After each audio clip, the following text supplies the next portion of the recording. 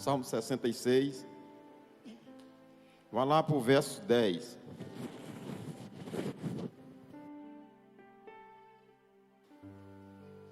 Que diz assim: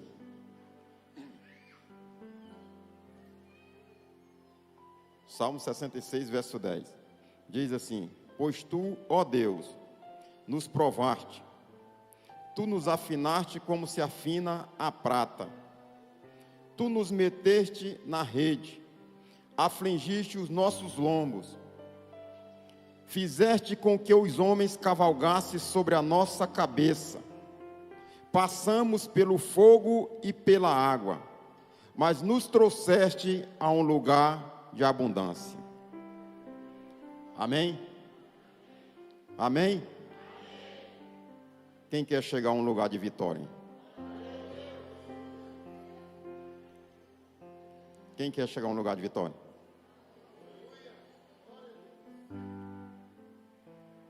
Às vezes a gente olha para um texto desse aqui e a gente acha que muitas das vezes o que a gente enfrenta, acha que tudo é o diabo. E nesse texto aqui dá de se entender que tem muitas coisas, Deus tem um lugar de vitória para cada um. Mas antes do lugar da vitória, olha só o que muitas das vezes nos espera da parte de Deus para chegar a um lugar de vitória. As pessoas acham que o evangelho é só vitória, e não é. A Bíblia é verdadeira. Eu vou ler novamente o texto desse Salmo 66, verso 10 a seguir. Olha só como é que diz o texto: Pois tu, ó Deus, nos provaste, tu nos afinaste como afina a prata. Presta atenção. Tu nos meteste na rede, afligiste os nossos lombos, fizeste com que os homens cavalgassem sobre a nossa cabeça. Passamos pelo fogo e pela água, mas trouxeste-nos a um lugar de abundância, ou seja, a um lugar de vitória. Tem um lugar de vitória a te esperar. Fala aí para quem está do seu lado, fala assim: tem um lugar de vitória para você. Agora eu quero que você olhe para cá. Ei, como eu falei antes, nem tudo é o diabo. Sim ou não? Aqui o texto aqui está deixando bem claro que é Deus muitas das vezes que nos mete na rede, é Deus que nos afina como afina a prata, é Deus. E para quê? Porque Deus sabe que tem um lugar de vitória para mim e para você. Mas Deus não quer que eu e você chegamos no lugar de vitória de qualquer jeito. Amém? Está terminando o mês hoje. E está iniciando um novo mês amanhã. E quando eu soube que era eu que ia trazer a mensagem aqui hoje, eu pedi a Deus uma mensagem. E Deus me deu essa daqui, para falar comigo e contigo nessa noite. Então vamos lá. Eu quero aqui falar primeiro aqui sobre o 11, que diz assim, ó: Tu nos meteste na rede. Ou seja, o que significa que Deus meter a gente na rede? Simboliza aqui mais ou menos como se fosse uma armadilha para um animal, aonde não tem saída. Pastor, o que significa isso? Significa que muitas das vezes Deus coloca eu e você em uma situação impossível de você resolver. Sim ou não? Sim ou não? Muitas das vezes, e aqui eu tenho certeza que tem pessoas praticamente vivendo isso, está diante de uma situação impossível dele solucionar aquele problema. E porque Deus nos permite ou faz com que nós entramos ou nos coloca mediante uma situação impossível de se resolver pela nossa capacidade. Por que Deus muitas das vezes faz isso? Primeiro,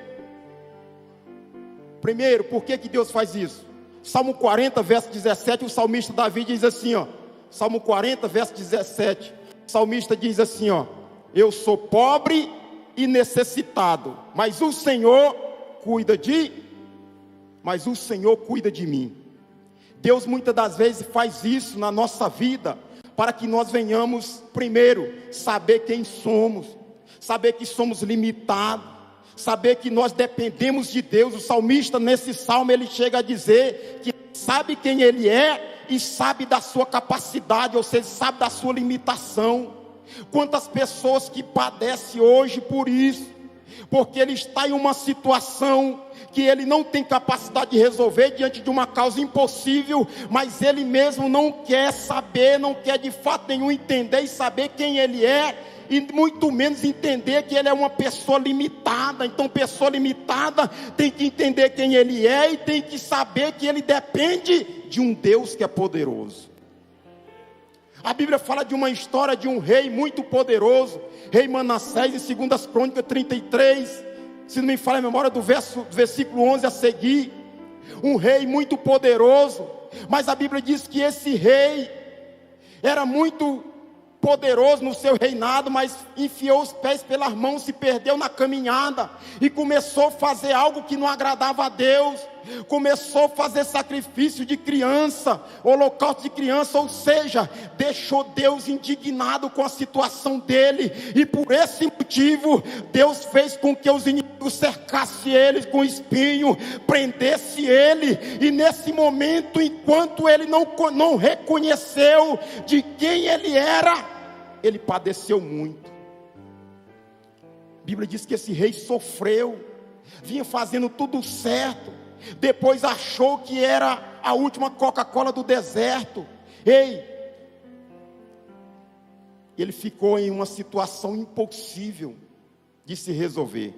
Mas a Bíblia diz que no momento em que ele ficou numa situação impossível, diante da sua possibilidade, a Bíblia diz que não teve outra alternativa. Se você for ler lá, vai estar escrito: o rei Manassés se humilhou muito.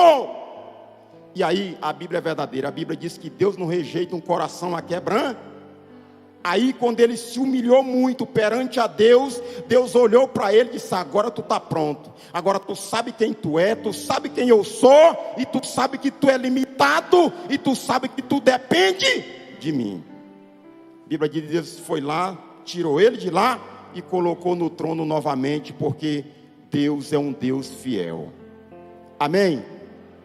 Amém? Quem está entendendo a voz de Deus? Então, se você está diante de uma situação dessa, entenda nessa noite. Primeiro, você preste atenção. Não fique acusando o diabo, que talvez não é o diabo, talvez Deus te meteu em uma rede, e Deus está esperando de você que você primeiro saiba quem você é, saiba que você é uma pessoa limitada e reconhece que Deus é todo poderoso na sua vida. Amém? Vamos para o próximo. Primeiro, ele nos mete na rede. Segundo, assim: e afligiste os nossos lombos. Afligiste os nossos lombos. O que significa essa palavra, pastor? Olha para cá, para você não perder a mensagem. O que significa isso? Lombo, afligiste os nossos lombos. Ou seja, quem trabalha carregando peso, lá onde nós trabalhamos tem um corredor muito, muito longo, que nós batizamos o nome dele lá, corredor da morte. Por quê? Porque a gente coloca um peso mais ou menos de 30 a 40 quilos nas costas, lá no final dele, e vem para fora do galpão. Quando chega na fora do galpão, ele vem pesando no mínimo de 100 quilos para frente. Por quê? Porque ele vem fazendo uma pressão. Quando o cara chega, ele dá graças a Deus quando ele chega no lugar de tirar de sobre as costas dele. Ou seja, porque o peso vai fazer uma pressão sobre os seus lombos. O que essa passagem tem a ver conosco, pastor? Quer dizer que na nossa caminhada, na vida do ser humano, vai ter pressão. Sim ou não? Sim ou não? Acha que é só mel? Não é. Vai ter pressão na caminhada, principalmente na caminhada cristã. Vai ter pressão. Pastor, mas o que tem a ver a pressão? Eu vou lhe dizer o porquê que tem que ter pressão. Porque é impossível desfrutar do poder sem antes provar da pressão. Então eu entendo que quanto mais pressão, mais poder. Se você for analisar, quando você prova da pressão, se prepare, porque vai vir poder sobre a sua vida. Mas as pessoas de hoje, eles estão achando, quem quer poder aí? Todo mundo, eu quero. E acha que quem tem como provar do poder, sem provar da pressão. Tem hora que eu fico analisando aqui, esse ministério aqui, 31 anos. Aí a gente vê o pastor muitas das vezes, usado por Deus. Eu quero ser usado igual meu pastor. Pergunte para ele a pressão desses 31 anos. Ei, muitas das vezes você vê uma pessoa numa empresa, está lá 10, 15 anos, debaixo de uma pressão. Do nada ele chega num patamar melhor. E quem está de fora não sabe da pressão, fala, eu quero estar igual fulano. E esquece que para ele chegar ali, ele provou muita pressão para chegar ali. Vê uma pessoa muitas das vezes 40 e poucos anos num casamento. E aí faz até plano, eu quero chegar igual minha mãe chegou e meu pai, eu quero chegar igual o meu conhecido chegou. E esquece que para chegar tem que passar por muita pressão, sim ou não? Para você que está aí se preparando para casar, vai ter pressão. Vai ter pressão. Agora uma coisa você tem certeza, não tem como provar da pressão sem provar do poder. Muita pressão, muito poder. Pouca pressão, pouco poder. Sem nenhuma pressão, nada de poder. Por isso o salmista deixa bem claro aqui, Deus, através da boca do salmista, diz, afligiste os nossos lombos. Ou seja, pressão, vai ter pressão nessa caminhada. Ei, nessa criação desses filhos, se prepare, vai ter pressão. Mas quando chegar lá na frente, vai ter poder de Deus na tua vida. Você vai se orgulhar quando você vê muitas das vezes que deixou de comprar uma roupa para você, para poder investir no seu filho. Muitas das vezes você vê, deixou de ir no lugar para poder investir na sua família. Quando chegar lá na frente, tu vai ver que aquela pressão toda que tu passou, valeu a pena por ela. Quem não entende isso, na primeira pressão ele abre mão. Ei, e não quer nem saber se foi Deus, se colocou ele naquela situação. Então se prepare. Ei, Deus tem vitória para você. Está bem claro aqui no final ele dizendo, e nos trouxeste a um lugar de abundância. Ou seja, é Deus que tem o lugar, e quem vai levar ele, quem vai levar você no lugar de abundância, de vitória, é Deus. Agora até chegar lá, preste atenção, o que tem para você chegar lá. Por quê?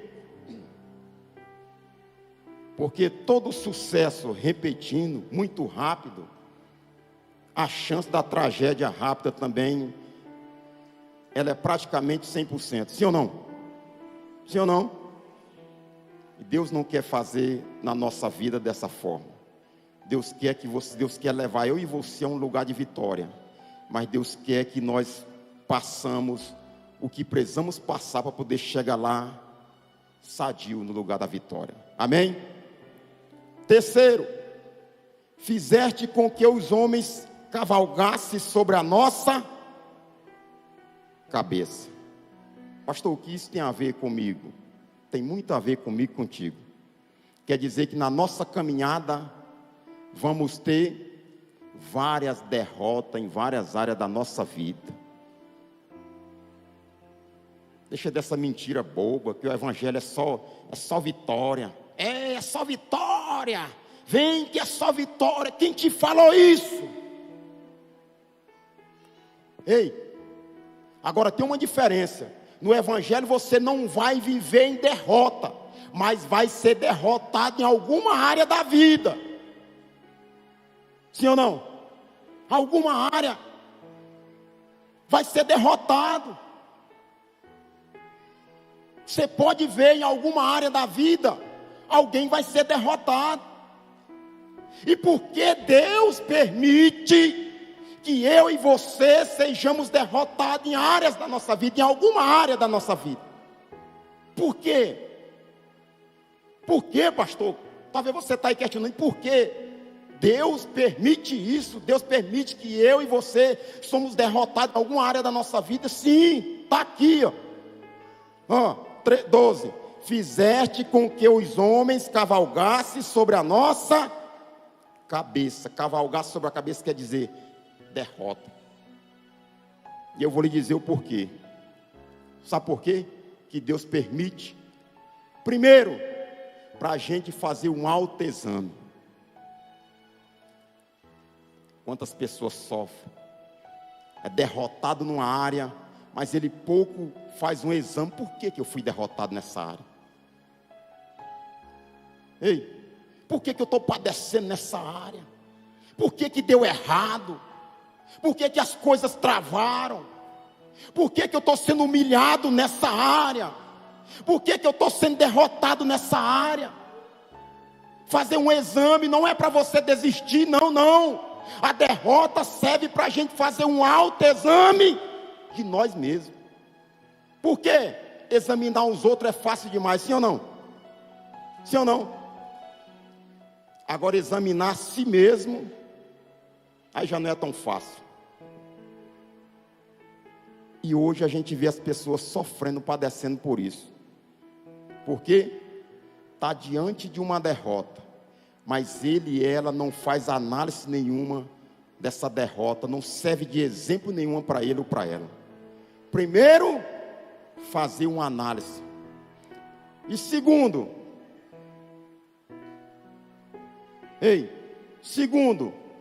se preparar para não ser derrotado mais do que uma ou duas vezes naquela área.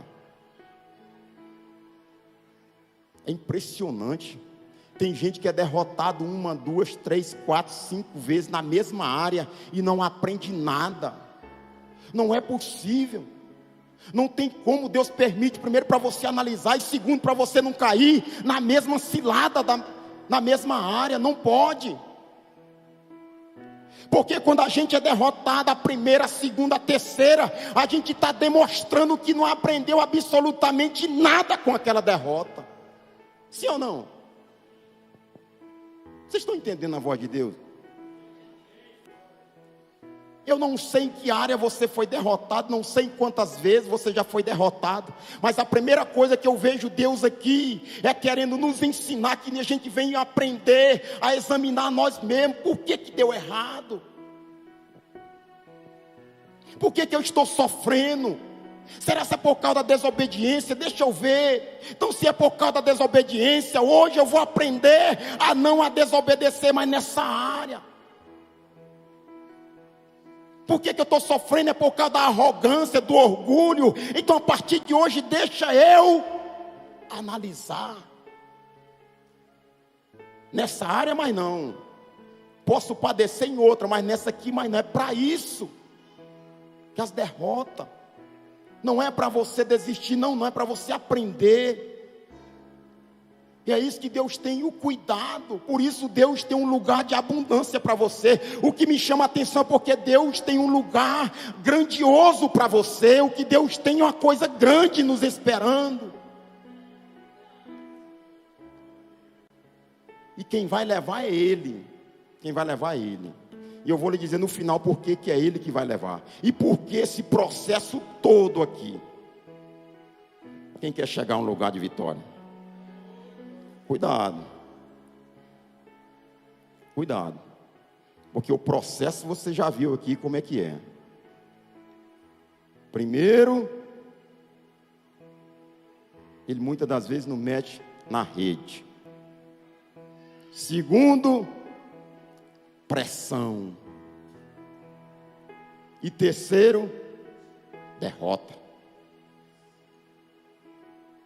Se eu fosse perguntar aqui quantas pessoas já tiveram derrota em área da sua vida. Ei, por que que os estudiosos aí, quem estuda mais sobre casamento, fala que o segundo, a chance de dar mais certo é mais fácil do que o primeiro?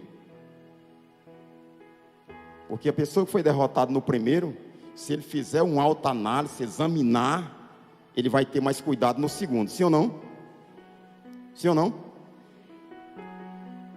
Eu dei um testemunho aqui de uma colega minha de trabalho, que ela casada com um camarada, e aí, toda vez que chegava na loja, ela estava lá chorando, que levava um casamento turbulento, e um dia, e eles aparentemente não estavam nem tão ruins, dois trabalhando, carro, casa, tudo, e um dia resolveram terminar.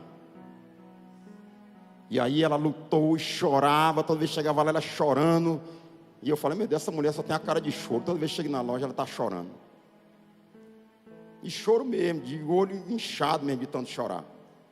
E o cara falou, não quero mais, não quero, e aí separaram, ela ficou com casa, ele com carro, ou seja, e aí quando ela separou, achou um camarada, ela sem poder ter filho, com a casa, achou um que tinha filho e não tinha casa, ou seja, casou, pá, deu tudo certo.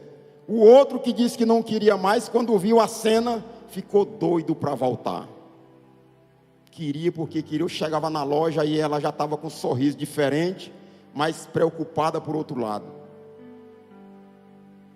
Ou seja, e aí, o que aconteceu? Ela foi ter o cuidado, ela era uma mulher explosiva, e agora já tinha o cuidado de não ser mais explosivo, porque perdeu o primeiro, não só por essa questão, porque quando perde o primeiro não é só um que erra, sim ou não?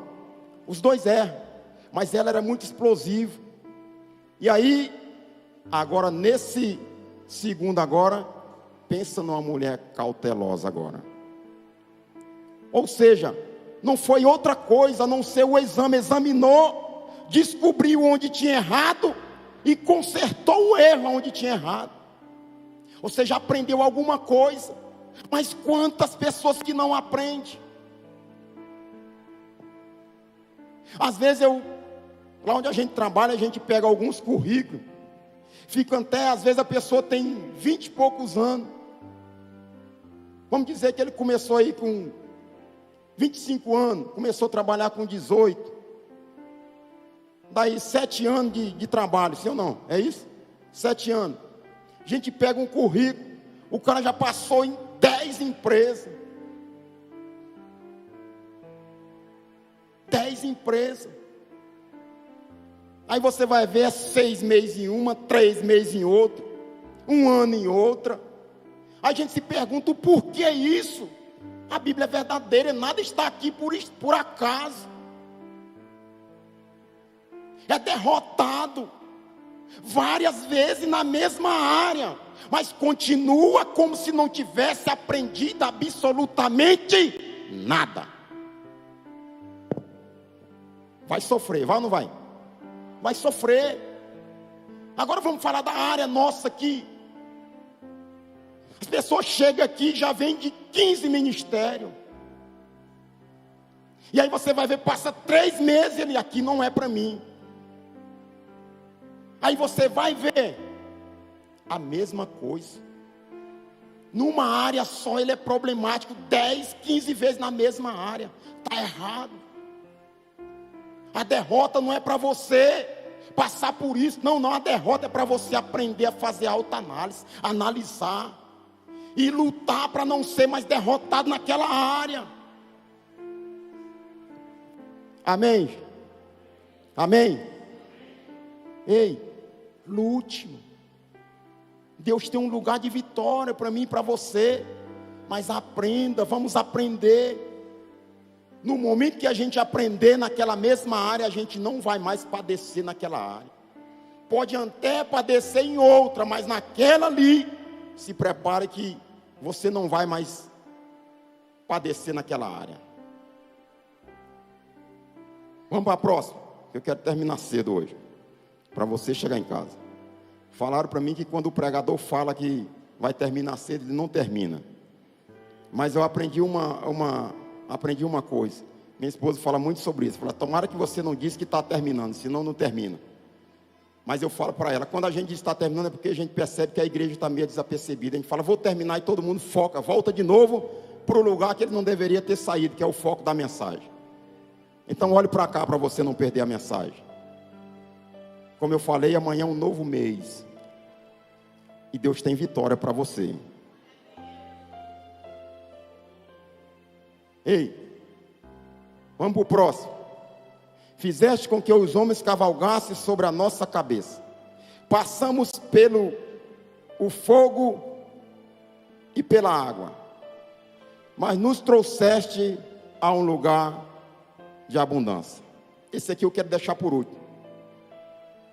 Eu vou voltar aqui para o primeiro aqui, que vai ser o antes do último aqui.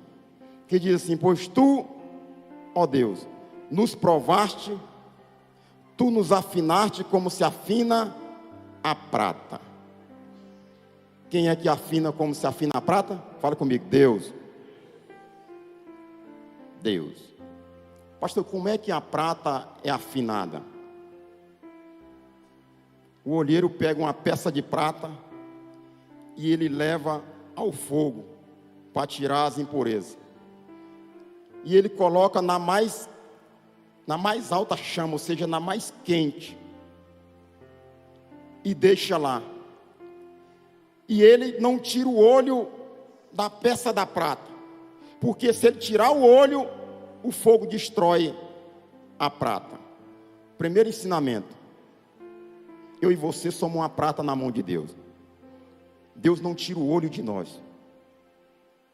Engane-se aquele que acha que Deus não está vendo ele.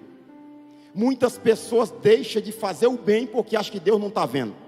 E muitas das vezes faz o mal porque acha que Deus não está vendo também. E a Bíblia diz que os olhos do Senhor estão em todos os lugares, contemplando os maus e os bons. Cuidado. Então o olheiro, ele coloca a peça de prata ali na chama, e ele não tira o olho em momento algum. Em momento algum. Pastor, e o que acontece ali? E quando é que o olheiro sabe que a prata está no ponto? Ele não pode tirar o olho. Se ele tirar o olho, já era. Mas quando é que ele sabe que ela está no ponto? Eu vou lhe dizer. Sabe que hora é? Quando ele começa a ver a própria imagem dele na peça da prata. Ei, eu e você somos uma prata.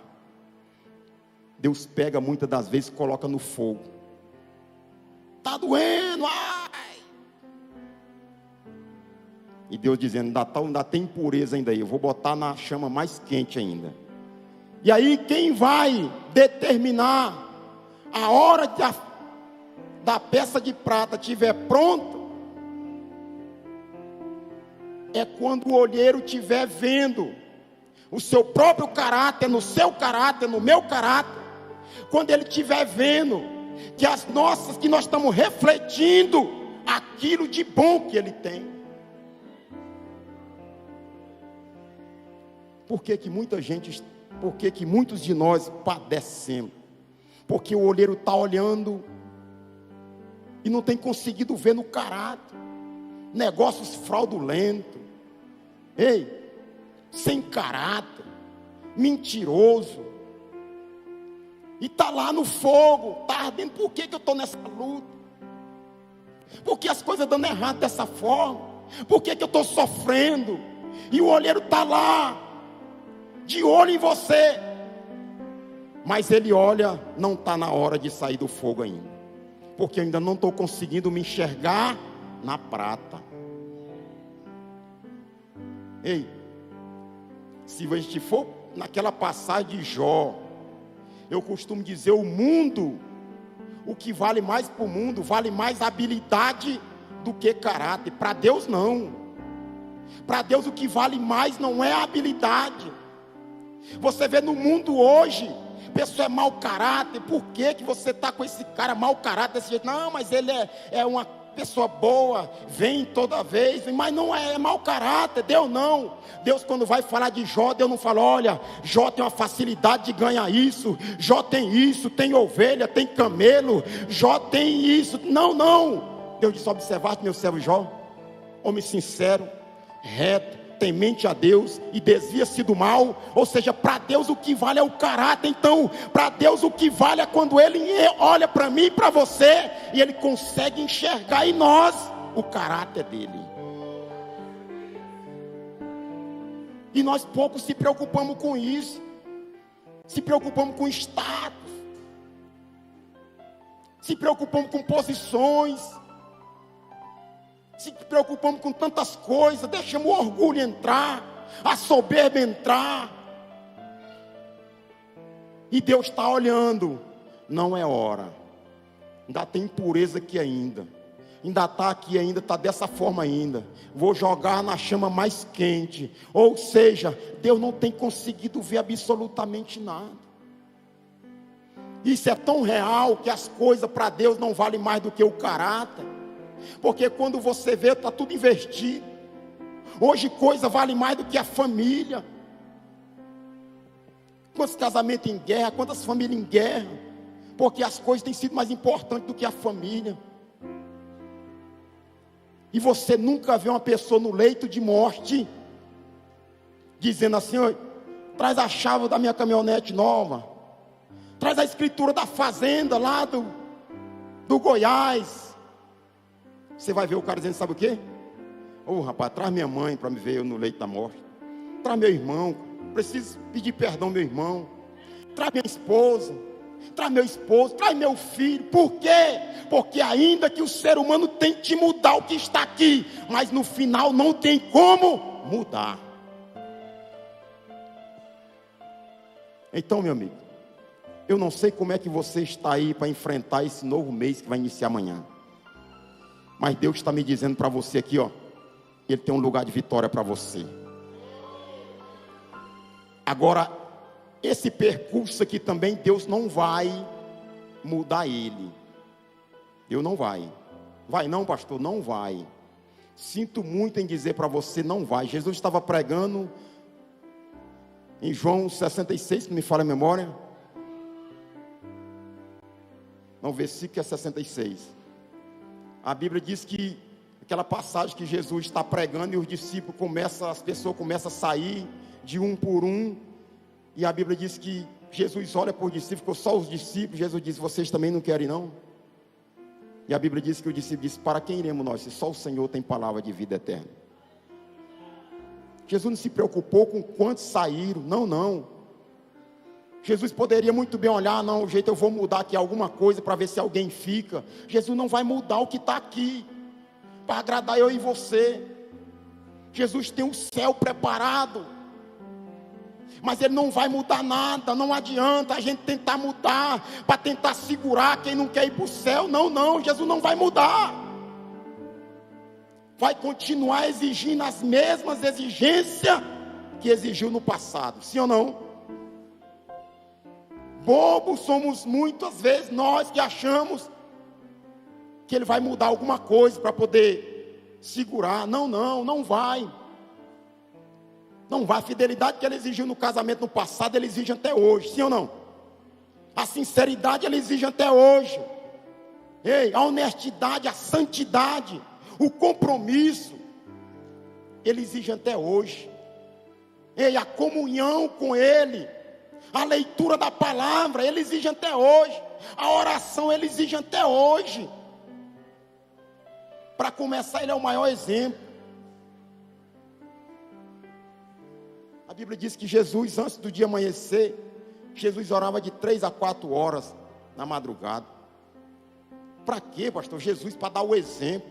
Quando Jesus descia do monte, Jesus ele gastava 3, 4 horas com os céus antes do dia amanhecer. Jesus se deparava com um problema, ele gastava questão de segundo ou minutos. Nós gastamos minutos com os céus e gastamos horas e dias com o problema. Sim ou não? Quando o problema chega e encontra nós, sabe como? Sem estrutura nenhuma para resolver ele. Demônio se manifestava para Jesus. Jesus não ia, tu veio de onde? Não. Nem quando o demônio queria dizer, filho de Davi, tu veio atormentar antes do tempo. Já deu, quero nem saber o que tu tem para falar. Eu sei quem eu sou. Gastava segundos. Nós, oraçãozinha fajuta, como diz lá no Goiás do Zé Carlos, pastor Zé Carlos. É assim que diz lá no Goiás? Né? Oração fajuta, fogo de palha. Joelho não tem nem marca. 2 minutos. E às vezes não é nem para agradecer, é para dizer, Senhor, me dá isso, me dá aquilo. Ele tem preparado para você. Está aqui. Ele dizendo, nos trouxeste a um lugar de bonança, ou seja, de vitória. Ele tem. Agora tem que passar por isso. Então, seja uma prata. E outra coisa fundamental aqui nessa passagem aqui que fala sobre a prata. Sabe o que me ensina muito aqui? O olheiro com olho na peça de prata e não pode tirar de jeito nenhum. Porque ele mesmo é quem sabe a hora. Quantas pessoas estão padecendo por isso? Porque não sabe, ele acha que quem sabe a hora é ele. Ei!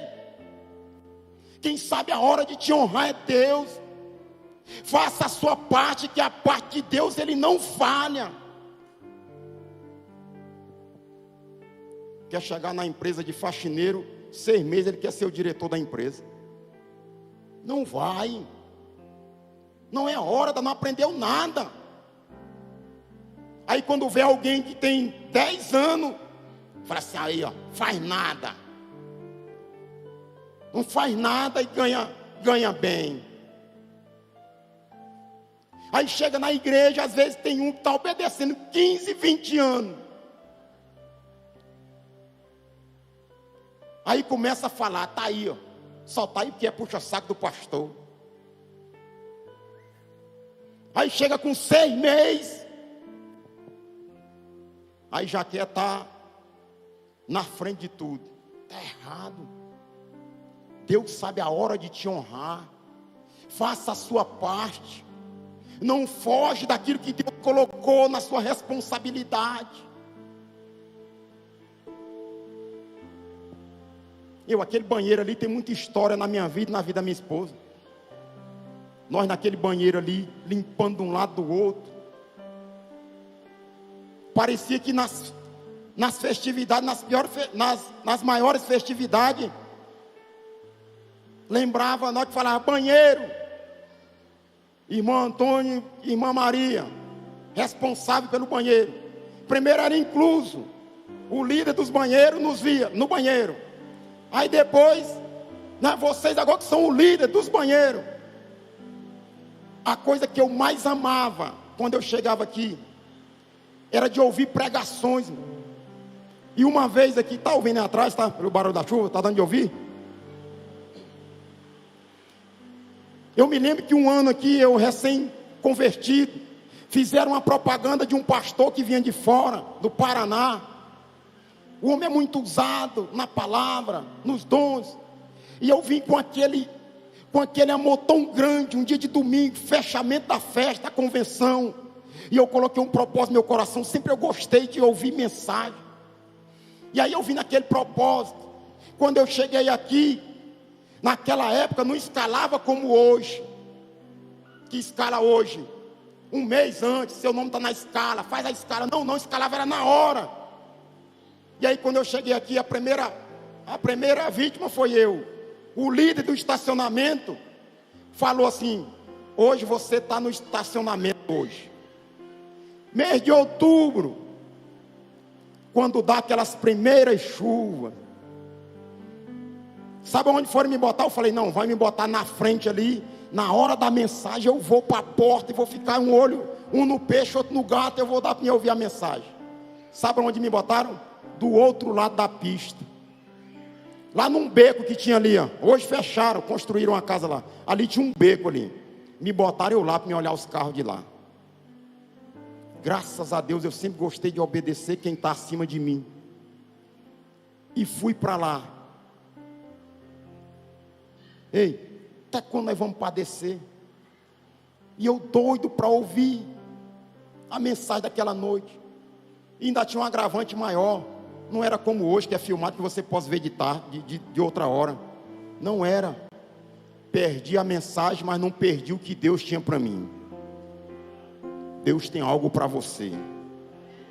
Agora o percurso, ele não vai abrir mão do percurso.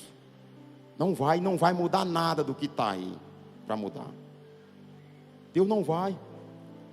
E eu me lembro que nos banheiros, como eu vinha falando, antes, teve um ano mesmo que alugaram não sei quantos banheiros químicos para botar aí na frente aí.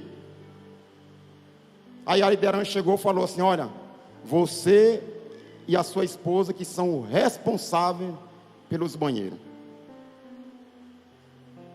Aí sabe o que aconteceu no outro ano? Por nós não reclamar nada e fazer como estivesse fazendo para Deus, no outro ano nós ficando, sabe como? Sem fazer nada, só desfrutando da vitória. Não lembraram para nada. Não lembraram. Eu vi ali Deus dizendo assim, ó: se tu entender o que eu tenho para vocês, se prepara que eu tenho algo grande para fazer na vida de vocês.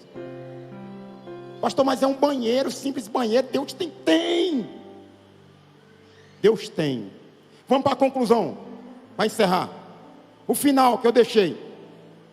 E nos trouxeste a um lugar de vitória. Mais uma vez eu perguntar: tem alguém que quer o lugar da vitória? Pastor, e por que Deus nos leva, faz esse percurso todinho para nos levar a um lugar de vitória? Eu vou lhe dizer por que e concluir aqui. Por que Deus faz esse processo todinho para depois nos levar a um lugar de abundância, ou seja, um lugar de vitória? Primeiro, para você aprender a valorizar o lugar da vitória. Ei, para você fazer o quê? Valorizar ao lugar da vitória. Rapaz, eu fico olhando, tem pessoas que, por não valorizar o lugar da vitória, sofrem. Conhece alguém assim? Conhece? Que chegou a lugar que Deus muitas das vezes não deu outra pessoa. Dá um dom que não dá a outra pessoa. A pessoa joga fora, faz de conta que não vale nada. Eu conheço pessoas que não têm faculdade, não têm estudo quase nenhum, mas qualquer coisa que ele coloca a mão para fazer vira dinheiro na mão dele. Mas se você ver, analisar, é a pessoa mais enrolada, só vive sem nada, não sabe valorizar o lugar da vitória. Não sabe. Tem pessoa que joga fora. Primeiro, valorize o lugar da vitória. E segundo, entenda que você está no lugar da vitória, mas não se engane, quem levou você para lá foi Deus. Outro erro gravíssimo: está no lugar da vitória, acha que chegou pelos seus méritos, acha que chegou porque é bom, acha que chegou porque é melhor. Não, foi Deus que te levou. E se você não entender isso e não valorizar, você vai perder o lugar da vitória. Quantas pessoas que estão padecendo, que estão sofrendo por isso, não tem valorizado, não tem reconhecido que foi Deus que levou ele. Aqui está deixando bem claro: nos trouxeste, Deus dizendo para mim e para você, nos trouxeste a um lugar de vitória. Está lá hoje, no lugar da vitória, lá no seu local de trabalho, na sua igreja, está no lugar da vitória, na sua casa, valorize. Valorize, não jogue fora, não bate cabeça, não faz lambança, como diz o linguajar, não faz barbaridade, porque esse lugar da vitória você está nele, mas não esqueça que foi Deus que te levou a esse lugar. Quando você entende isso, você vai desfrutar do lugar da vitória. E tem muitas pessoas que falham por isso. Sabe por quê? Ele está no lugar da vitória, mas na cabeça dele, ele ainda está ainda como se tivesse... Já viu aquela família que ganha um salário mínimo, aí vamos fazer isso? Não dá. Vamos fazer isso? Não dá. Vamos fazer isso? Não dá. Aí depois ganha 2, vamos fazer isso? Não dá. 3, não dá. 4, não dá. 5, não dá. Ou seja, esse está no lugar da vitória, Deus levou para o lugar da vitória, mas na cabeça dele ou dela, eles estão ainda lá no lugar do fardo, pressão, ou seja, está no lugar da derrota ainda. Aprenda isso, aprenda a desfrutar do lugar da vitória que Deus te deu. Deixa de estar preocupado com alguém que fala mal de você, deixa de estar preocupado se vão falar bem ou mal, qualquer forma vão falar. A tua oportunidade é tu ter a consciência limpa com Deus. Sim ou não? Não vou fazer isso aqui não, porque se for fazer, vão falar. De quem é que não fala? Me fala, de quem que é que não fala? Vão falar de todo mundo, fazendo bem ou mal, vão falar de ti. Sim ou não? Sim ou não? Então, meu amigo, se você está no lugar da vitória, o que Deus quer é que você entenda. Pode desfrutar dessa vitória que foi Ele que te deu. Foi Ele que te levou a esse lugar da vitória. Está em condiçãozinho de andar num terno melhor? Use. Está em condição de comer algo melhor que você não comeu? Coma. Está em condição de andar num carro melhor? Ande. Já viu aquelas pessoas, você chega numa casa, a pessoa tem comprado uns talheres aí, bonito, nunca usou. Nunca, comprou uns pratos, nunca usou. A senhora que está aqui, que faz isso aí, morre hoje para você ver. Se a primeira que chega lá não vai desfrutar daquilo que era a vitória tua. Morre. Não, o lençolzão aqui não, esse edredom não, esse edredom aqui não. Deixa aí, vai chegar. Morre para você ver. Quem é que vai usar ele? Suar debaixo dele lá. Quem não deu um vintém para poder comprar ele. Não desfrute não. Deixa seu carro na garagem e vem na chuva. Não, deixa aí para não estragar. Tem só 6 meses de uso. Faz isso. Morre para você ver. Se o outro que chega lá ou a outra não vai desfrutar da vitória que era para ser sua. Então isso é um erro muitas vezes de nós. Não aprender a desfrutar da vitória. Deus tem vitória, mas Ele quer que você e eu aprenda a desfrutar da vitória que Deus te deu. Quem está comigo nessa mensagem? Amém? Quem ouviu a voz de Deus? Então louve Ele com as palmas nessa noite.